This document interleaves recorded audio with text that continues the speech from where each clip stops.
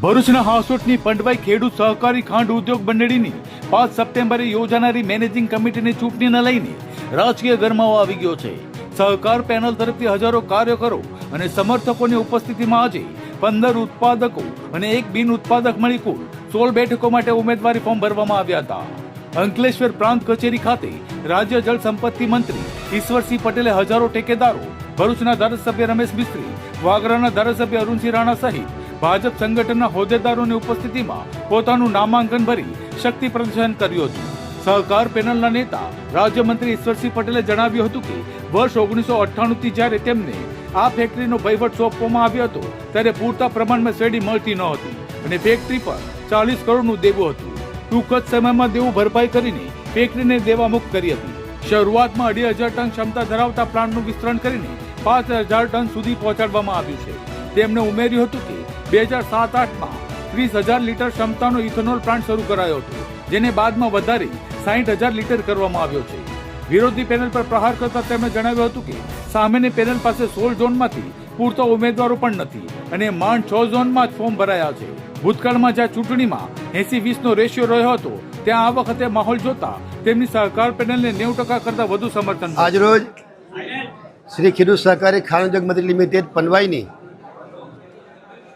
ઇલેક્શનની અંદર આજે અહીંયા અમારી સહકાર પેનલે 15 ઉત્પાદક, એક બિન ઉત્પાદક આમ 16 જેટલા ફોર્મ ભરીને આજે હજારોની સંખ્યામાં કાર્યકર્તાઓની સાથે આજે અહીંયા ફોર્મ ભરવામાં આવે ત્યારે જે રીતે 1998થી આ સુગર ફેક્ટરીના વહીવટદાર તરીકે મને મૂકવામાં આવ્યો હતો, એ વખતે પૂરતા પ્રમાણમાં શેરડી પણ મળતી નહોતી।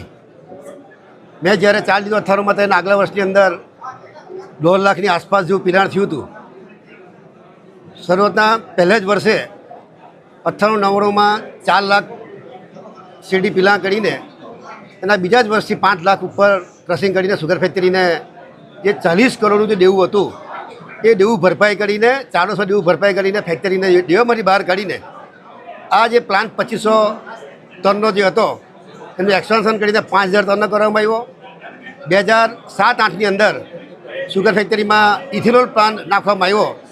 ઇથેનોલ પ્લાન્ટ એક વર્ષની અંદર બનાવીને 2008ની અંદર એને 30,000 લીટરનું જે પ્લાન હતો એને પણ આજે ડબલ કરીને 60,000 લીટરનો પ્લાન કરવામાં આવ્યો છે। છેલ્લા 25-28 વર્ષના ગાળામાં આ ફેક્ટરી વધુને વધુ આગળ વધે, સાથે સાથે સભાસદોને પણ સારા ભાવો મળે એ પ્રકારના કામ કરીને સભાસદોને પોષણ ભાવ આપવા માટેના પણ અમે કામો કરીને સભાસદોને ભાવ ઊંચા ભાવો પણ અમે આપ્યા છે।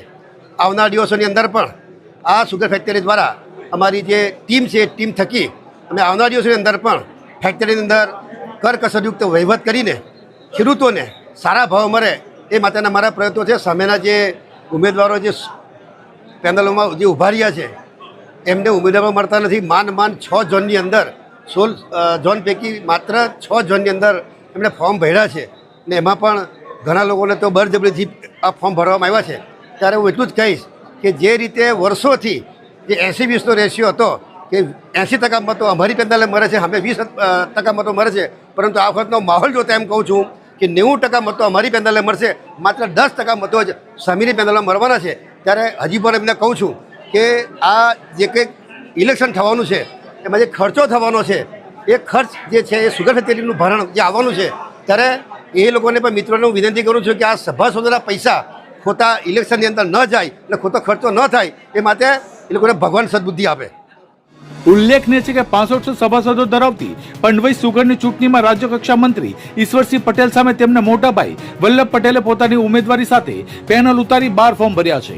આજે ફોર્મ ભરવાના છેલ્લા દિવસે કુલ 33 ફોર્મ ભરાયા હતા। સહકાર પેનલના ઉમેદવારો 5 બેઠકો પર બિનહરીફ રહ્યા હતા। જે ફોર્મ ચકાસણી અને ફોર્મ પરત ખેંચવાની છેલ્લી તારીખ 25 ઓગસ્ટે અંતિમ ચિત્ર સ્પષ્ટ થશે। મતદાન 5 સપ્ટેમ્બર અને 6મીએ મતગણતરી હાથ ધરાનાર છે।